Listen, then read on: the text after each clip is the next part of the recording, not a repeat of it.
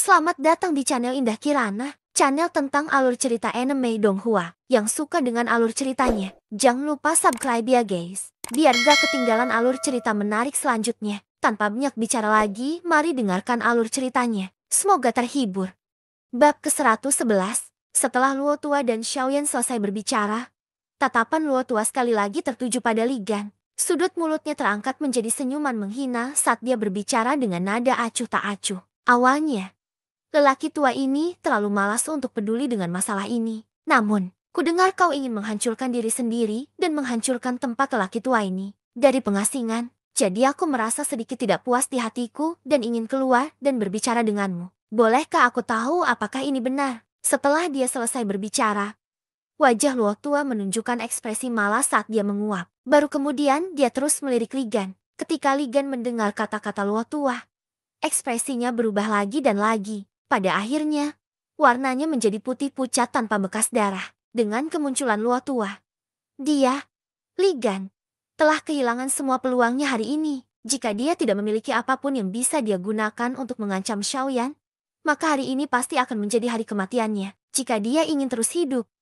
hanya ada satu jalan tersisa. Itu adalah meminta maaf kepada Xiaoyan dan melakukan yang terbaik untuk mendapatkan pengampunannya. Selain itu, Luo Tua masih berada di sampingnya. Kemungkinan besar Xiaoyan akan melepaskannya karena Luo Tua. Namun, ketika dia memikirkan bagaimana dia, seorang kaisar setengah bela diri bintang 6, harus merendahkan suaranya dan meminta maaf kepada bocah nakal kaisar setengah bela diri bintang 3, Li Gan segera merasa sangat terhina di dalam hatinya. Untungnya, keinginan untuk hidup akhirnya menyebabkan Li Gan dengan paksa menekan kebencian yang tak ada habisnya terhadap Xiaoyan di lubuk hatinya. Lagi pula, jika dia benar-benar mati di sini hari ini, dia tidak hanya tidak akan bisa melampiaskan kebencian di hatinya, bahkan klan besar di belakangnya pasti akan tersapu dalam sekejap. Ini adalah sesuatu yang Li Gan tidak bisa menyerah begitu saja. Apalagi jika cucunya terlibat. Bagaimana dia bisa bersedia melakukannya? Setelah ragu-ragu sejenak, Li Gan akhirnya mengeraskan hatinya. Sepasang matanya yang berdarah yang dipenuhi dengan kebencian yang tak ada habisnya perlahan tertutup.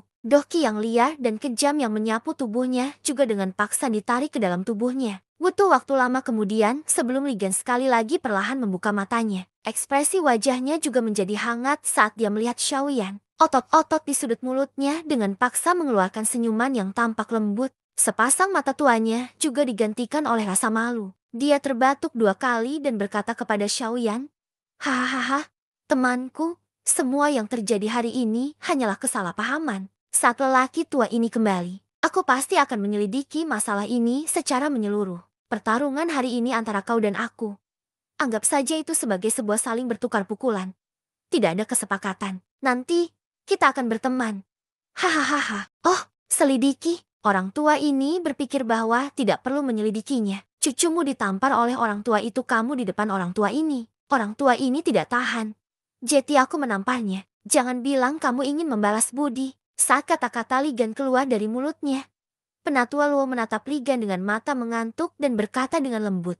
Ketika Li Kang mendengar ini, pupil matanya tiba-tiba menyusut. Dia awalnya hanya mengucapkan kata-kata itu. Apa? Luka di tubuh Li Kang benar-benar disebabkan oleh Penatua Luo. Li Gan buru-buru menangkupkan tangannya dan balas tersenyum pada Penatua Luo. Wajahnya juga sangat malu. Dia tiba-tiba berbalik dan dengan kejam meraih batas yang dibuat oleh banyak ahli setengah kaisar. Dengan suara keras, itu hancur. Segera setelah itu, sosok Li Kang ditarik oleh Li Gan. Ketika Li Kang melihat ekspresi suram di wajah kakeknya, dia tanpa sadar terkejut. Ketika dia melihat Penatua Luo berdiri di samping Xiaoyan, Li Kang langsung sepertinya memahami sesuatu. Sayangnya, sebelum dia bisa mengatakan apapun, Li Gan dengan kejam menampar wajahnya. Dalam sekejap, separuh wajah Li Kang dengan cepat membengkak dan menjadi merah darah. Darah segar terus mengalir keluar dari mulut dan hidungnya. Sidik jari 5 berwarna merah cerah tercetak jelas di wajah Li Kang. Berbicara, luka di tubuhmu.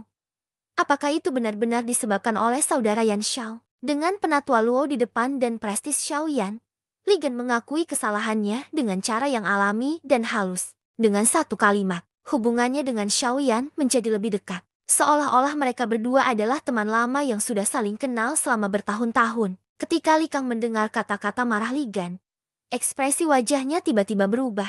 Butuh waktu lama sebelum dia menggelengkan kepalanya sambil gemetar. Tamparan lain terdengar di langit.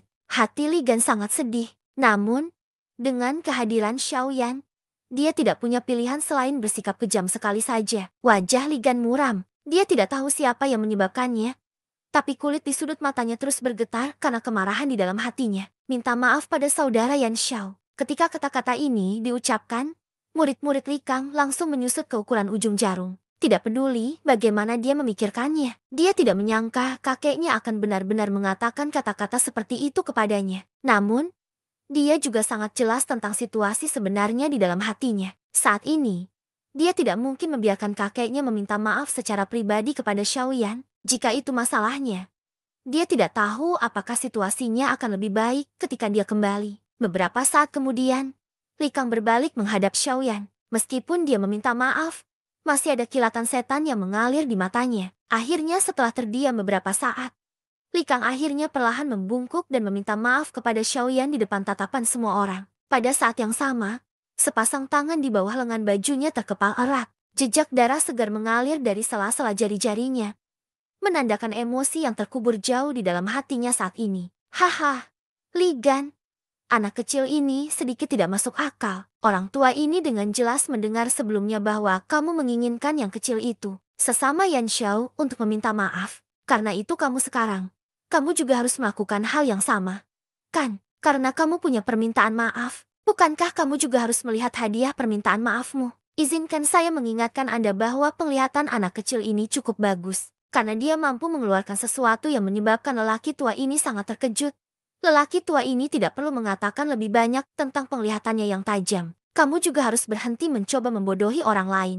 Luo tua membuka mulutnya dan tertawa dingin saat melihat pemandangan ini. Saat dia membuka mulutnya sekali lagi, hal itu menyebabkan sudut mulut Li Gan berkedut terus-menerus. Dia bahkan merasa hatinya seperti meneteskan darah. Lama kemudian, Li Gan akhirnya mengambil keputusan. Sejak Luo tua berbicara, dia pasti ingin dia mengambil sesuatu. Terlebih lagi, dari arti kata-katanya, benda yang dia keluarkan pasti tidak kalah. Li Gan tertawa canggung. Dia memandang Luo tua dengan senyum malu dan berkata sambil tersenyum pahit. Penatua, junior ini tidak membawa barang berharga apapun saat dia keluar. Terlebih lagi, aku khawatir saudara laki-laki Yan Xiao bahkan tidak akan tertarik pada hal-hal kecil yang dimiliki junior ini. Ketika Luo Jin mendengar ini, dia sekali lagi tertawa dingin. Segera, ekspresi wajahnya tiba-tiba menjadi dingin. Dia mendengus dingin dan berkata dengan suara dingin, "Kenapa kamu tidak memilikinya?" Kemudian, keluarkan undangan Void Lightning Pool Anda. Ketika kata-kata ini keluar,